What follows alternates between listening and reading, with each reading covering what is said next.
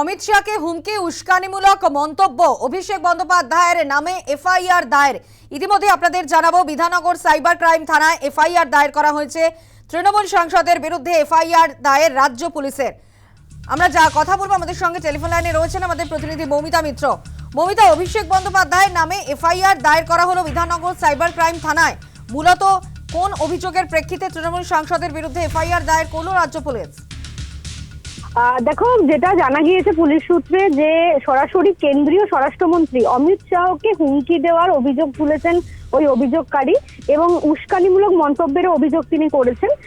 আমরা দেখেছিলাম যে অভিষেক বন্দ্যোপাধ্যায় নির্বাচনী প্রচারে গিয়ে গত 27শে এপ্রিল যে বক্তব্য রেখেছিলেন যে 4 তারিখে রাত 12টার পরে কে বাঁচাতে আসে বা দিল্লির কোনো বাবা উদ্ধার করতে আসে কিনা সেটা দেখে নেবেন, কোন জল্লাদদের কত ক্ষমতা আছে, এই ধরনের মন্তব্য করেছিলেন অভিষেক বন্দ্যোপাধ্যায়। এবং সেই মন্তব্যকে হাতিয়ার করেই বাগুইহাটির বাসিন্দা রাজীব সরকার নামে এক ব্যক্তি, তিনি বিধাননগর পুলিশের কাছে এফআইআর করেছেন এবং মোট 5টি ধারায় এফআইআর দায়ের হয়েছে, যেটা আমরা জানতে পারছি। তার মধ্যে 2টি জামিন অযোগ্য ধারা রয়েছে এবং রাজীব সরকার যিনি এফআইআর করেছেন, পেশায় তিনি সমাজকর্মী। তার অভিযোগ যে একেবারেই এই যে মন্তব্য অভিষেক বন্দ্যোপাধ্যায় করেছেন সেটা একেবারেই উদ্দেশ্য প্রণোদিত এবং সেই জায়গা থেকে একেবারে স্বরাষ্ট্রমন্ত্রীকে উদ্দেশ্য করে এই মন্তব্য করা হয়েছে বলে তিনি অভিযোগ করেছেন এবং সেই কারণেই এই বিধাননগর সাইবার ক্রাইম থানায় এই এফআইআর রুজু হয়েছে ইতিমধ্যেই।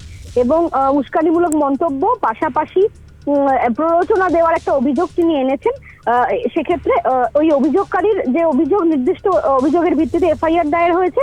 পাশাপাশি আরো একাধিক বক্তব্য যেগুলো অভিষেক বন্দ্যোপাধ্যায় নির্বাচনী প্রচার চলাকালীন করেছিলেন জনসভা থেকে, সেই বক্তব্যের পরিপ্রেক্ষিতে মোট 5টি মামলা রুজু হয়েছে বিধাননগর সাইবার ক্রাইম থানায় এবং যেরকমটা বললাম যে 2টি জামিন অযোগ্য ধারাও রয়েছে এক্ষেত্রে। এবং বলে রাখা ভালো যে এই প্রথম অভিষেক বন্দ্যোপাধ্যায়ের বিরুদ্ধে কোনো থানায় বা কোনো সাইবার ক্রাইম সেলে অভিযোগ দায়ের হলো এবং সেক্ষেত্রে পরবর্তীতে এটা নিয়ে তদন্ত প্রক্রিয়া আরো এগিয়ে নিয়ে যাওয়া হবে এবং এই অভিযোগ কিন্তু আনা হচ্ছে কেন্দ্রীয় স্বরাষ্ট্রমন্ত্রী অমিত শাহকে হুমকি দেওয়ার অভিযোগ, এরকমটাই তিনি অভিযোগে জানিয়েছেন এবং উস্কানিমূলক মন্তব্যের যে অভিযোগ সেই ভিত্তিতেই কিন্তু এফআইআর রুজু হয়েছে। ধন্যবাদ মৌমিতা। দিলীপ ঘোষ এ বিষয়ে কি জানিয়েছেন শোনাবো। হবেই তো, এত বড় দুর্নীতি ঘোটালা যেটা সাধারণ মানুষ বলতো, আপনারা বলতেন, তার তথ্য জোগাড় করছি আমরা। যেমন যেমন আসবে সবার নামে কেস হবে, সবাইকে প্যারেড করাবো। সবে তো প্রাক্তন মুখ্যমন্ত্রী কোট প্রায় কী বলে প্যারেড শুরু করেছেন। তিনি যে কালো কোট পরেছেন সেটা পরার অধিকার আছে কিনা তারও প্রশ্ন উঠেছে।